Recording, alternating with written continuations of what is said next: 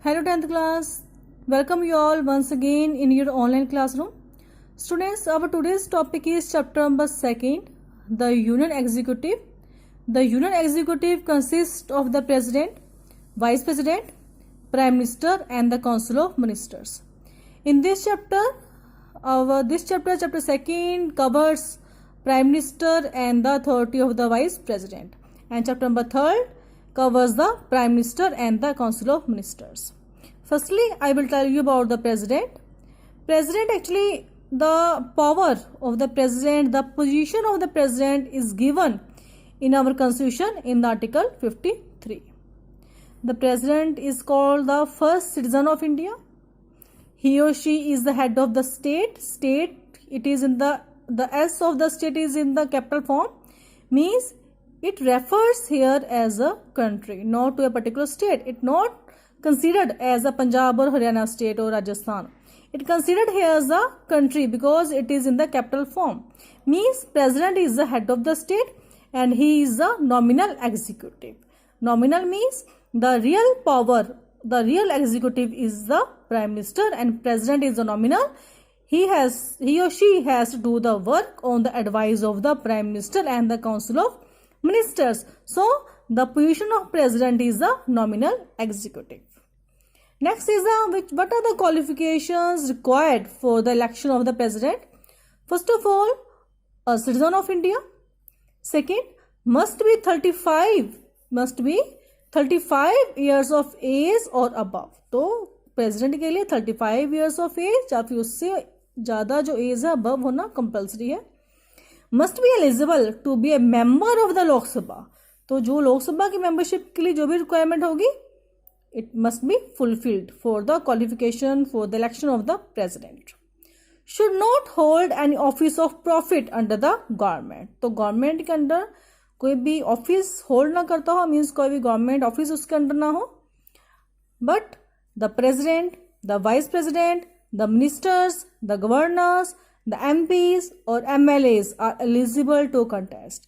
Means if the president के election के लिए जो ये कैटेगरीज हैं, जो ये ऑफिस हैं, वहाँ से जो पर्सन बिलोंग करेगा ही और she they can participate in the election for the president. अगर वो प्रेसिडेंट है और 2 times जो है स्टूडेंट्स हमारे कंट्री में प्रोविजन है that president can become a president for a continuous term for 2 times. Okay, तो अगर प्रेसिडेंट है, वाइस प्रेसिडेंट है, द मिनिस्टर्स हैं, गवर्नर्स हैं, एमपीज हैं, एमएलएज हैं, they are eligible to the contest for the seat of the president. Next है हमारा presidential election. Presidential election students, I previous week I send you one link of regarding the election of the president in detail. It covers the procedure of the presidential election. Actually, it is you are not required to go through for a long process.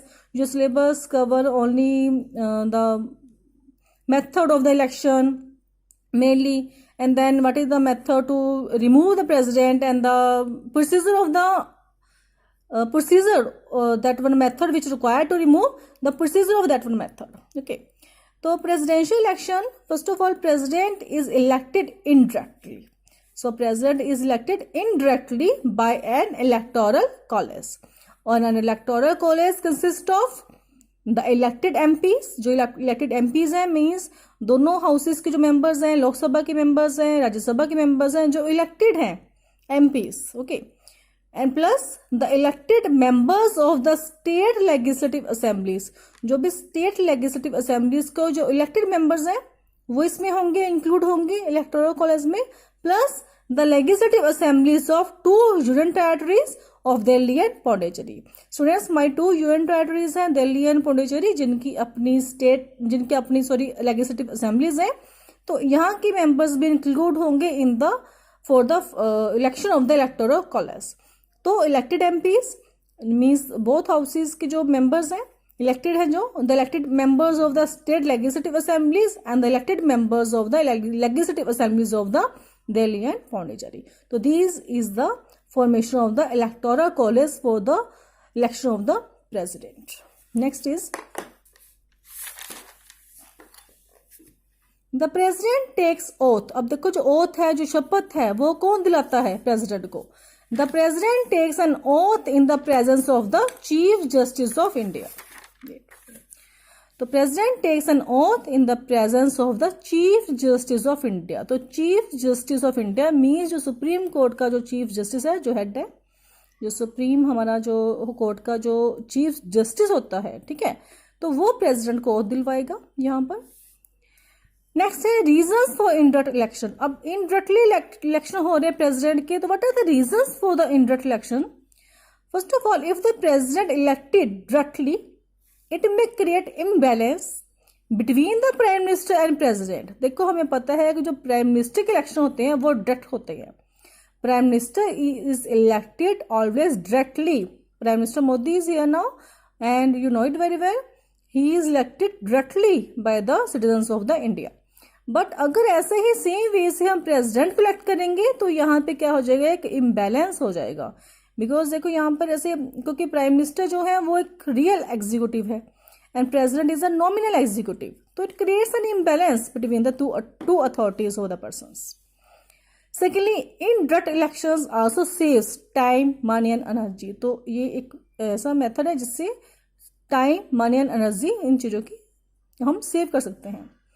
Direct elections would be a difficult process. तो एक difficult process होता है direct election, as it would involve a large number of illiterate masses. आपको पता है illiterate person काफी होते हैं जिनको पता ही नहीं होता है वो किसको वोटिंग कर रहे हैं। For the sake of money even they can give the vote. Okay, तो for the direct elections are not means considered good for the presidentialship which is the most prestigious post of the India. So in this way, these are the reasons for the indirect elections. Next is the term of office. For how many years president works in his office? For a period of 5 years. तो 5 years की term होती है इसकी president की.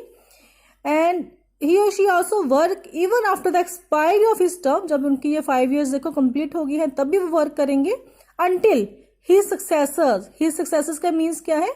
जब तक new president अपनी chair पर नहीं आता है, अपनी रिस्पॉन्सिबिलिटी को नहीं लेगा, तब तक जो है जो प्रीवियस जो इसका टाइम पीरियड कंप्लीट हो चुका है प्रेसिडेंट का, तो वो तब तक उस वर्क को कंटिन्यू करेगा। Okay, even after the expiry of his term until his successor assumes responsibility. तो this is the term of the office. Next is the vacation of seat. अब किस वे से अपनी सीट को लीव करेगा president? The president submit his resignation. देखो अगर उसके 5 years कंप्लीट हो गए हैं या फिर before the time, president by himself give the resignation letter to the vice president. तो किसको लेटर देगा ये? वाइस प्रेसिडेंट को। And the vice president next communicated it to the speaker of the Lok Sabha. देखो प्रेसिडेंट सबमिट करेगा vice president को and then vice president क्या करेगा? उसको कम्युनिकेट करेगा, उस लेटर को, रेजिग्नेशन लेटर को कम्युनिकेट करेगा to the speaker of the Lok Sabha. तो इस वजह से उसका रिजाइन हो जाएगा, एक्सेप्टेड हो जाएगा प्रेसिडेंट का। एंड ही और शी कैन बी रिमूव। तो प्रेसिडेंट को हम रिमूव कर सकते हैं by the method of impeachment. बताया था मैंने आपको पहले भी।